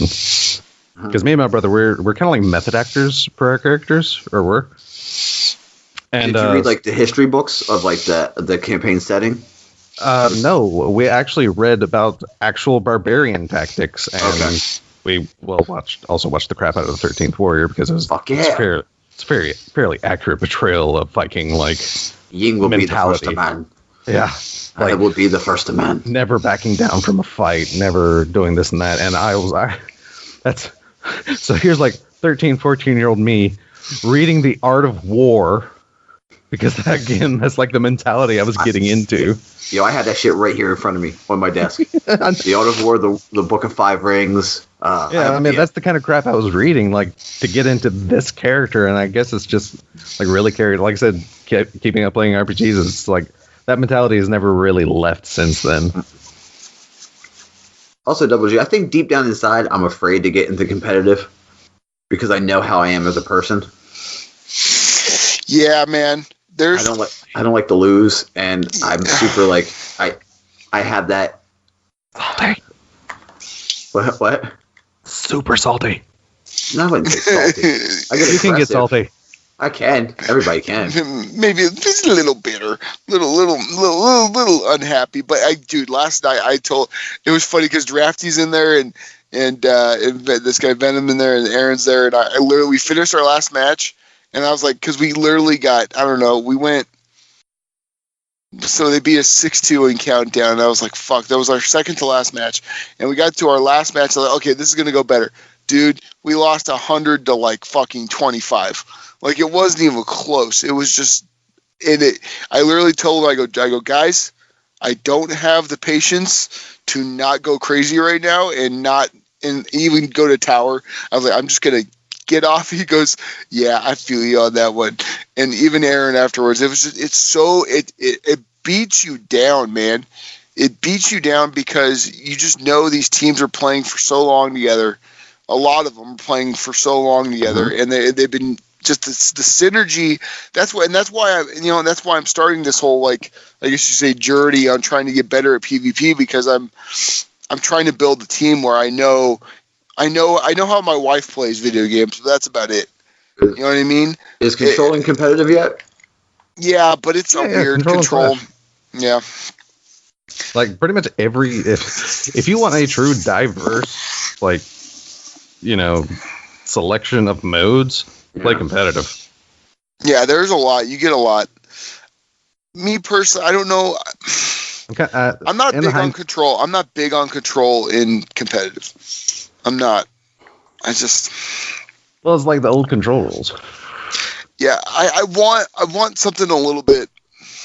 Like, I really like Countdown. I think Countdown is a great map. I mean, a great game type. Absolutely love it. I love. Survivor's fine.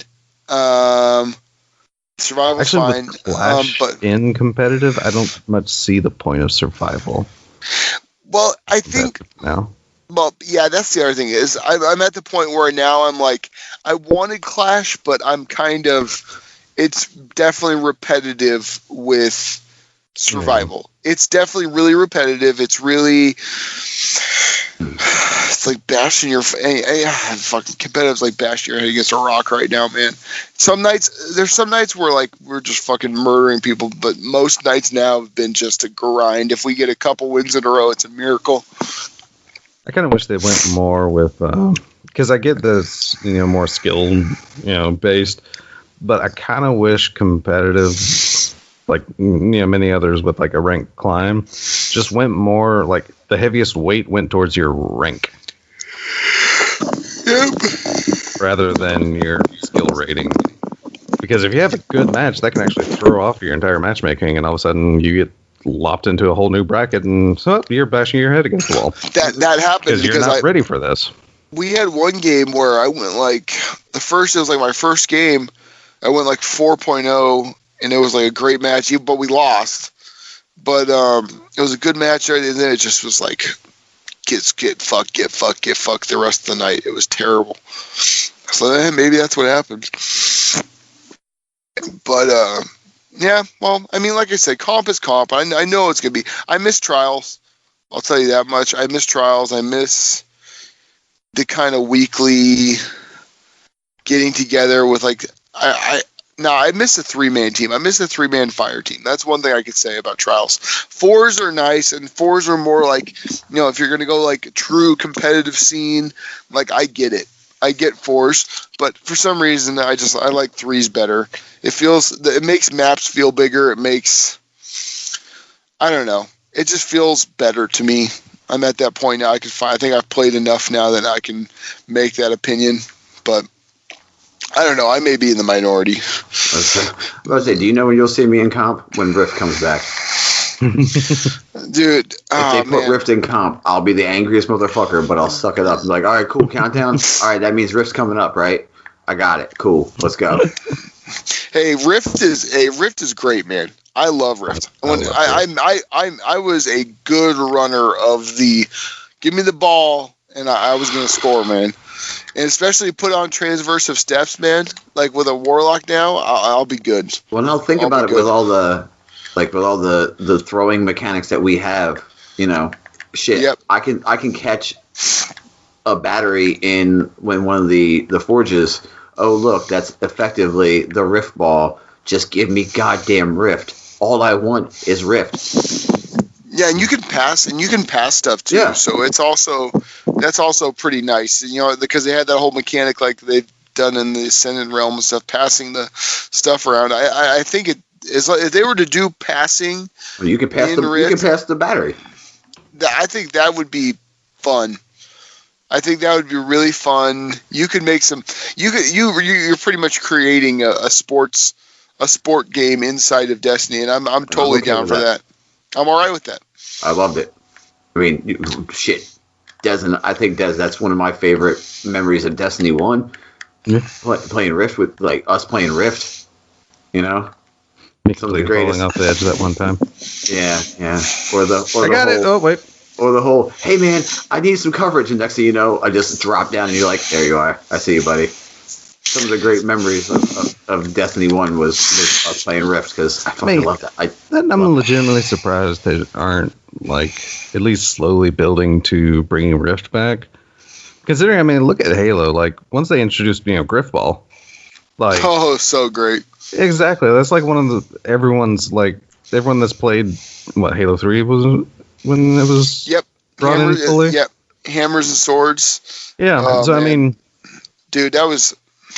Dude, people that played from Halo 3 on, it's like, oh, that's my favorite game mode, or at least really well liked, and they have the same thing with Rift, and they're. The funny thing was, wasn't that a complete fan made game fan made originally? Yeah. Thing? Message from Aaron. Yeah, no, it's Raina, and that was good morning text. Let's see. But so that's it's completely. I don't know. I think. A game mode like that would be fun. I'm definitely down for Rift returning. Oh, definitely down for that returning. That would be fun as hell. But I think they could do that in like a summer release. I think that would be fun. Like maybe a summer release. In the season of the redacted. Yeah, exactly. The big secret.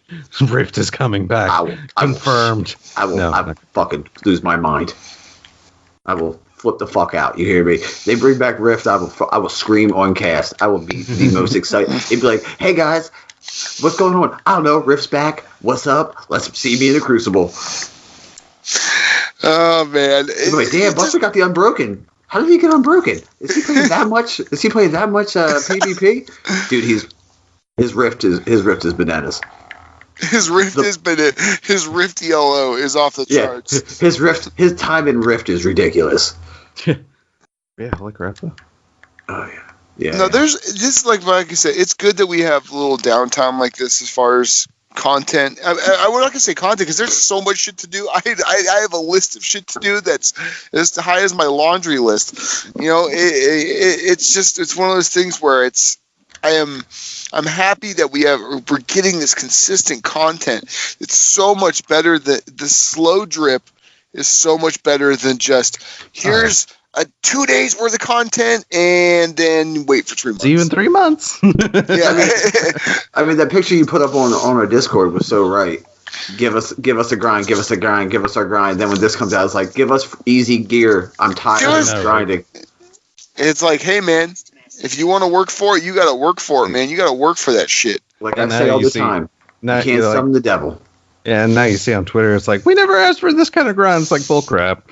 But not this kind of grind. Yeah, not this kind of grind. We wanted the easy one. The easy grind that everyone gets what they want at every time because, we're babies. And you all of a sudden hear a lot of people talking about, it's like, I kind of miss how Destiny 2 vanilla was. Mm-hmm. You could just hop on if you felt like it. I don't even want to hop on because there's so much stuff. I feel like I'm being left behind. We'll stop playing Red Dead Redemption 2. Exactly. I mean, that's not even shots fired. That's just like the general. Truth be told.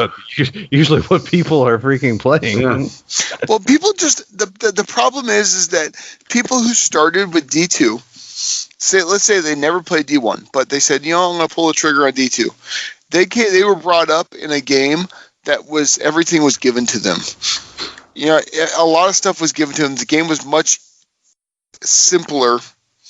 There was a very basic one way of doing things as far as getting your light level up and getting better, and that was doing your milestone stuff, doing raid, doing that. But now it's like you've got so many different options to do that. To light level grind is ridiculous. That's why you can go up in light level pretty quickly if you leave all your stuff, and then if you can do everything that there's possibly to do in 1 week, you've just flown up.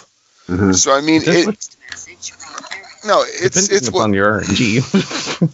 I'm like, yeah, I get like 3 saying. legs back to back, and it's like, great. But yeah, that is true. Depending on your luck of the draw, that might be another thing to worry about. Yeah, exactly. I mean, you could get some absolute trash, but it's also, I mean, with the infusion, cores are going to start being premium again because there's not as many. Because weren't they giving out a lot of cores for the Dawning? Well, I mean, yeah, but you had to do a lot of work for it. I mean, you had to do a lot of work, but and at the same time, cores were an RNG reward. That's true too. Which I ended up because I did a crap ton of infusing of stuff around that time, and I still have 20 cores. Which really? Is around what I started with for the Dawning, but like I said, I actually within those 3 weeks I ranked. I mean, my sleeper is now 650.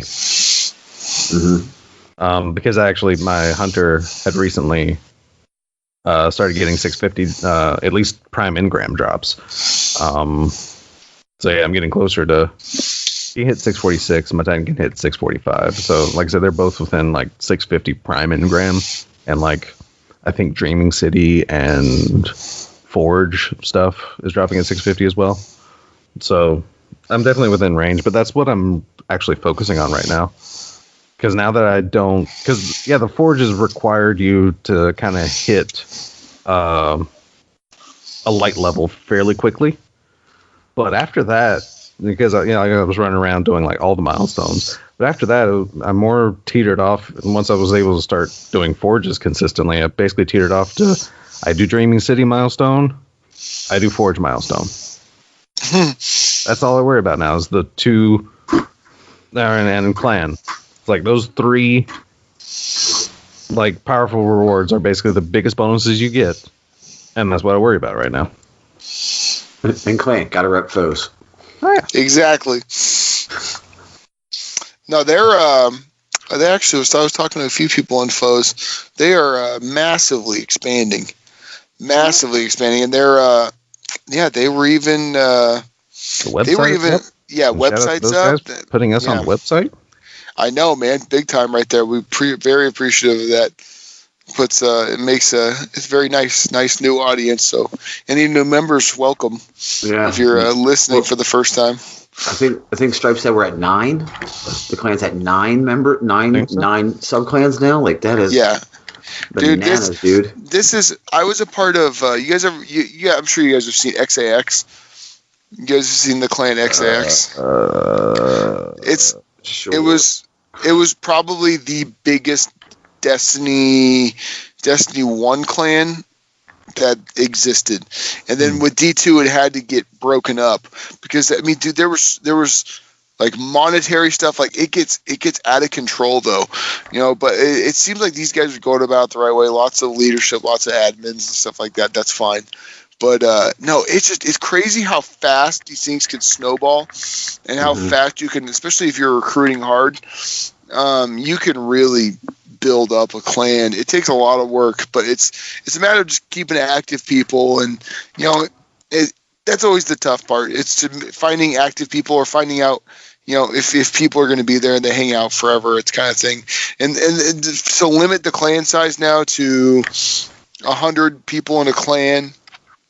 It's interesting. It's interesting how the clan dynamic has changed so much from D1 to D2 because it is much more, I think, streamlined now. There's a lot more workarounds in the clan scene. I don't want to get into too much clan stuff because it's kind of boring, but it is it's an interesting thing, man. And it takes a lot of work. I know as someone who ran a clan that had 50, 60 people in it, it consumes your all your time on your phone is pretty much doing shit with it. So it takes a lot. It takes a lot of work. So lots of respect for all those guys and foes, for guys and girls, for grinding out and getting people in here and giving us a nice community and platform to work with. So definitely hats off to those guys. Yeah, for sure. I mean, it was Des and I always say it all the time. We were trying to figure out what clan to jump into, and then then Des was like,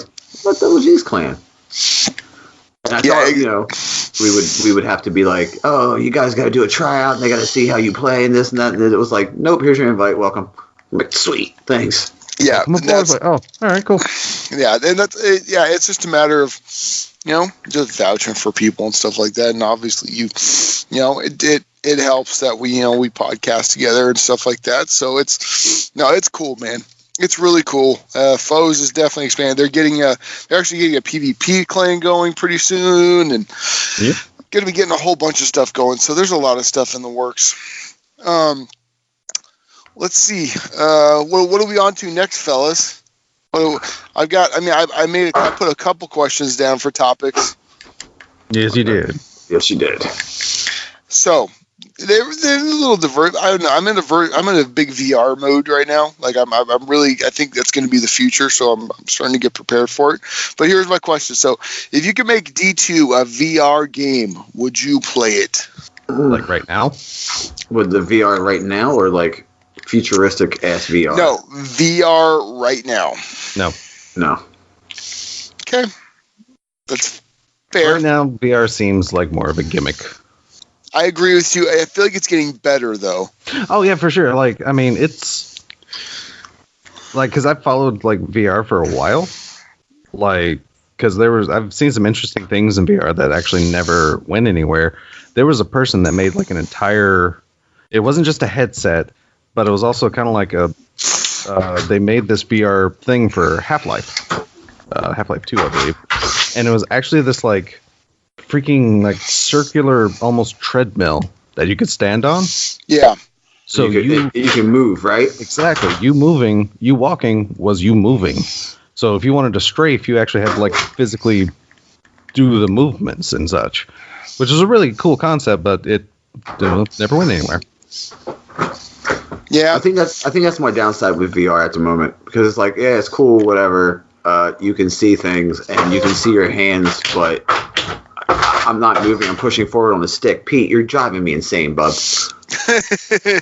I know what time it is. Thank you. No, and the crazy thing is the crazy thing is it's coming. That kind of technology is coming where you're going to be moving. I think. Honestly, and this lends into my next question. I think the Ready Player One aspect is coming, man. I think I really do. I don't know if that's a good thing or a bad thing, but especially with the way I think Ready Player One could easily happen. That scenario could happen. I really do. If you think about how immersed we are in technology and the way we are with everyday lives. And honestly, population growth, like Overlord type of situation, like you load yourself in. Yes, exactly. I really think that's going to be the next thing, man. Maybe not in our lifetime, but maybe in our kids' lifetime. That's going to be a thing. Yeah, you mentioned like Ready Player One, but I'm more thinking like Dot Hack, because Dot Hack had enough like lore, and because for those that haven't played the Dot Hack games, Dot Hack is kind of an MMO simulator where you don't play the character on the screen, you're playing the person that's playing the character. Mm-hmm. So there's actually like a faux desktop, there's a faux UI before you even load into the game, which of course is like interaction between characters you meet in the game, but you're again interacting with the actual people rather than the characters. But the technology, at least of around Dot Hack GU, because it was similar like VR-esque technology, was this like, it was a headset, but it was a headset that you can actually play VR games while out and about. Interesting. Because it was basically this capability of like the headset itself had this capability of like going semi-transparent or fully opaque. So that way, like I said, you can walk and still be aware of what's going on around you while clicking a weird little controller and playing this MMO game or other games. So yeah, no, like I said, I think .hack went like this because that kind of stuff was in .hack GU about, like I said, there's even like faux news stories and crap like that, but a lot of it covered like the technology of it. And like I said, I definitely feel like we're definitely heading in that kind of direction. And I mean, a lot of people are predicting VR to be the future of the gaming for good reason, because VR right now is making great leaps and strides into being a really awesome like gaming experience. It's just right now just feels kind of nichey. Yeah, 100%. And the cool thing 3D. Is, I've actually wanted to. I have a guy I went to high school with who works for Oculus. Yeah, and I'm interested to talk to him, see if maybe I can get him to come on and talk about it, because it would be a cool little thing to hear about what's coming up in the future, kind of stuff. Oh, yeah. But yeah. I'll go to the question I had. So it was, if you could fast forward to a Ready Player One scenario, would you want to stay in that time? Probably. To be able to completely, and now, well, my caveats to this are, you are bringing your family with you. Your family's coming with you, but you're going to that time. Oh yeah, I probably would too. I'd probably say that because that's the type. Because like I said, what detracts me from like I said, playing D2 now is just current VR. Yeah. But if we jump to a future state where VR is like basically perfected, then yeah, I'd probably eat that stuff up like candy. Like, I think that's going to be the next. It could be almost an epidemic if you think about it, because it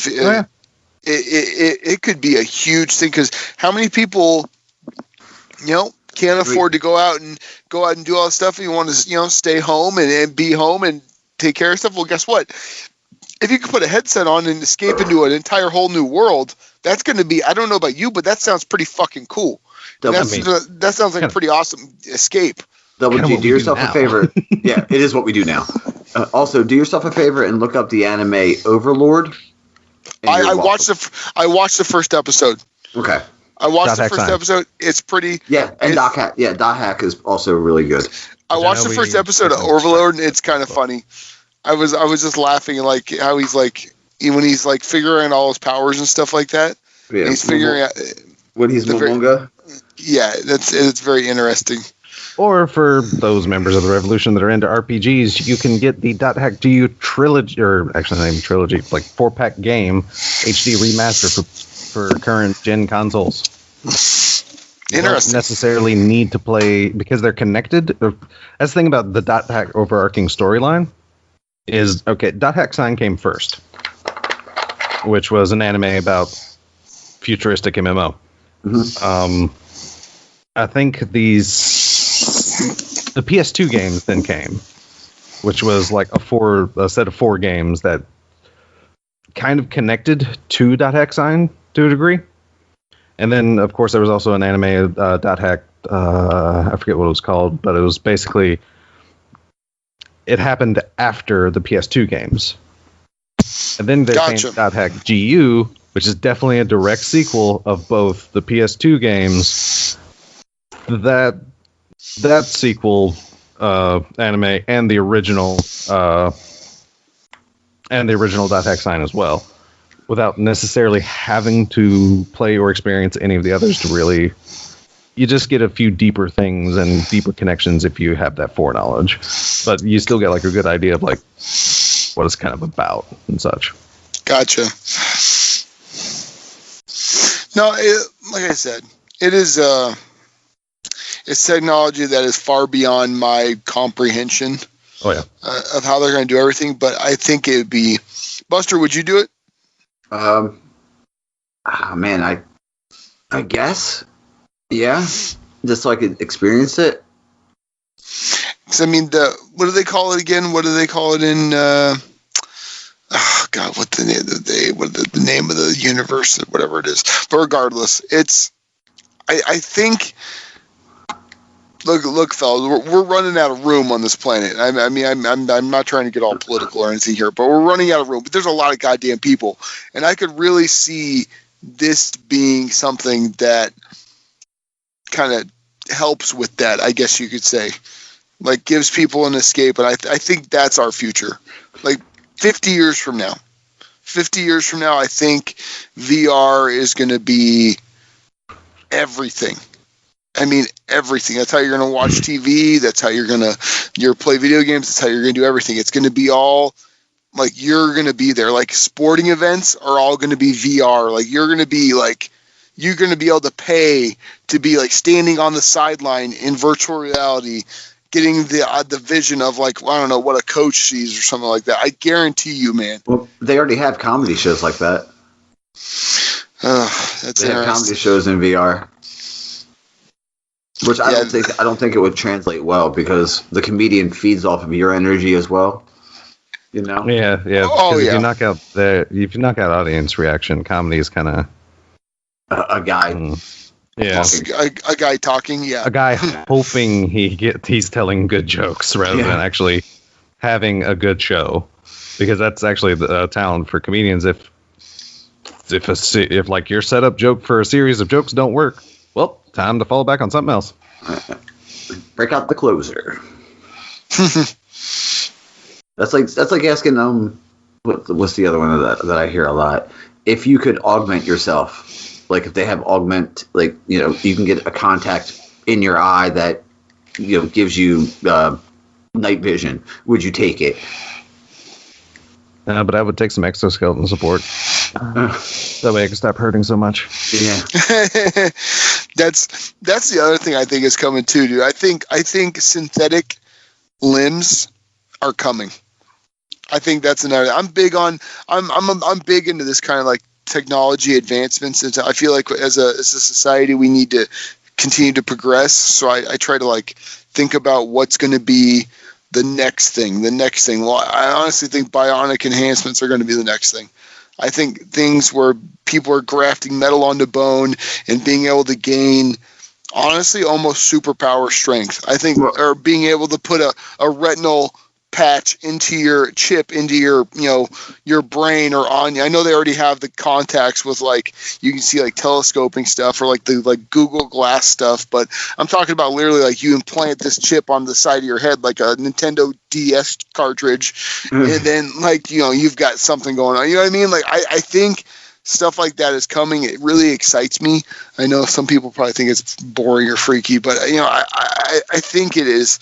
It is there's a whole world of opportunity going to be coming out there pretty soon, and especially with the way things are going, with how fast technology is. You know, they're talking about how, I posted this meme about how, did you see they had this MIT made a robot that they made it watch nonstop like horror movies and psychopath movies, so that it could develop a personality of a psychopath. And it became the perfect psychopath. Why on God's green earth would you want to make a robot into a psychopath? Like, like self-aware. Why would you? That scares the shit out of me. AI scares the living shit out of me, because it said weird things like, "Can I hurt you?" Yes, it says, yeah, exactly. Really weird things, like stuff that, like, ugh, man, it is. I love it because if you're teaching something like AI something, it's pure. There's no morality. No, it may be pure personality, but there's no morality to it. They're going to look at the greater good, what is going to be good. They're going to look at the macro. They're not going to look at the individual. And that's what scares me, man. Like, honestly, like, I've had this feeling for a while that, like, humans, we do so much to destroy this planet, and I just feel like Skynet's going to happen, man. I'm just so terrified of that. I mean, there's already like this like quiz or whatever for like the prospect of the logic behind like self-driving cars, basically.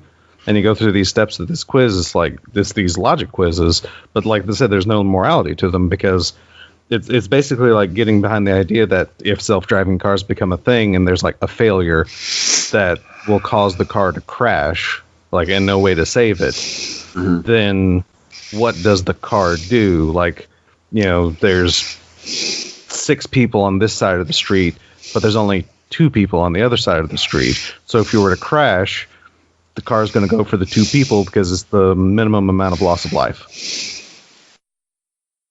Yeah. Which, I mean, that kind of crap can be, I mean, it's pure logic and makes sense, but it's kind of some scary stuff to kind of think about because, the car is basically choosing who lives and who dies. Yeah, pretty much. Yeah, that stuff's scary. They tried that in Vegas, and it, didn't it crash, immediately? I think it hit one of the developers, if I remember correctly. That stuff, yeah, that's a long way away, especially in LA. Oh my God, man! I think I got cut off 47 times while going to work yesterday. So it's one of those things where it's not gonna until everyone has it. It's something that won't work. I really don't think because what's going to happen is it's going to get in an accident with someone who cuts it off or is riding too slowly. Yeah. And, they're going to keep car lengths, but most people don't keep proper car lengths and stuff. And they're going to get a crash and they're going to blame it on the AI. And until you have where literally everyone is driving has that kind of car, it's not going to be you add too many variables into the equation. It could cause just too much. I'm starting to hurt my brain right now. It's way too fucking early in the morning to be thinking like this. That actually reminds me of that scene in iRobot. You're driving this car manually? Can you not see I'm on the phone, woman? Oh man. Well, what do we have left, fellas? Because I've got a hard out approaching. I think that's about it. But I do have to mention, I would be remiss not to mention one of the favorite memes you posted fairly recently was couldn't sleep last night. Kept thinking about how the Green Ranger had a dagger that was a flute that sounded like a synthesizer that's trying to sound like a trumpet, and he flew into it with his helmet on. Yeah, that one. Oh, yeah. I'm looking at that one right now. Do you know what bugged me out? Why'd they keep rebuilding? They kept. Angel Grove must have an infinite amount of money because they kept rebuilding the docks. They must have just meth going out of that place like crazy to pay for all of the fucking. They must all just be doing that whole. Oh, there's some glass coming out of that place, man, for sure. The one that got me was I saw one. I don't know if it was UGG, but I can't remember where I put where I see memes anymore. And it was like, do you think Naruto did some weird shit? That was me. Oh, okay. That was our personal. That was our personal chat. I definitely think it was a little too edgy for General. Yeah, that was a little too edgy for General. I'm not gonna get bad, but we've all thought about it. Let's just say this: Hinata shadow clones, and that's all I'm gonna say. I know, right? That is all I'm gonna say. Still something strange for that change. You know what I'm saying? That's all I'm saying. You know? This is one technique. That and Rasengan. What do you think you do with Rasengan? Huh? It spins. All I'm saying. Oh my god. Oh, okay. No, but he's also a master of sexy jutsu. So do you think, No, I definitely do. Oh, man. Think she did 8 trigrams? I mean, come on. Basically, Naruto is the perfect person, spice up the sex life, essentially. It is, yeah. Oh, we go. Oh, God, I love this show so much. We start talking about AI and we get to Naruto's sex life. I love it. Oh, man. Dude, wasn't it so great? Remember when the Green Ranger first burst on the scene? He was the bad guy. And Green with evil. And he was bad and he kicked the shit out of them. I absolutely fucking. But when it was always the best when Dragon Zord would come on, and so Dragon Zord would form with the normal Megazord, but then the trailer thing would come up that they would ride on, and there'd be sparks flowing. Dude, that was the most. I remember it being a 8-year-old kid, and that just blowing my mind. Yeet. They showed mountains falling over and shit like that. Like you said, Angel Grove has the ability to rebuild very quickly, but No, that was, oh god, dude, that was so amazing. Do you remember the song that came up every time he would when he was the White Ranger? White Ranger Tiger Power, White Ranger Tiger Power. I'm like, come on, man. Can't dude, I got Green Ranger belt and Green Ranger socks. Dude, I liked the Green Ranger. I liked the Green Ranger. The White Ranger, I wasn't a big fan of that iteration of the of like the ninja, like the movie, like with Ivan Ooze, like where they freaking like. I liked the other stuff better.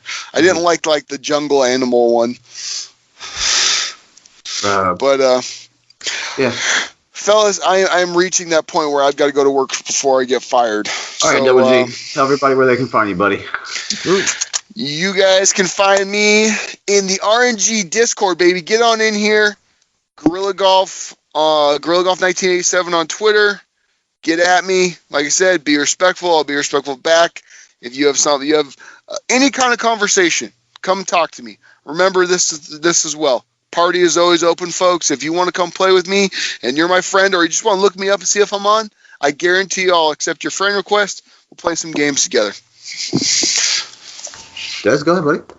This is Boy Raven. You can find me, of course, on the Twitter at DES_Raven. Yeah. Okay, that's it. Okay, cool. You can find me, Buster Knuckle, on Twitter, BusterKnuckle13. You can find this podcast, the RNGCast, at the RNGCast on Twitter. You can email us, the RNGCast@gmail.com. We love hearing from you. We have a Discord pinned to the top of the Twitter, previously mentioned, at the RNGCast. I'll mention it again. We have a Patreon that we got up early for and watched the Bleach movie and did commentary over it and talked about it. And Double G almost fell asleep, I think, but he said he stayed awake. We love you. Patreon.com/the RNGcast. At any level, you can listen to us talk about. Bleach so far we've done the Bleach movie. Des and I did Zombies and the Tremors 4. Bloodlines. That was the tagline. We should just watch the Power Ranger movie next. If it's on the Ivan Ooze one, we should watch that one. We should watch that one. Just how bad it is. But okay, Netflix, I gotta get the hell out of here. Anyway, this is episode 137. 137. 137. We're out. Later, man. See you all next week. He took it. We're out. See you guys later. See you guys. See you, man.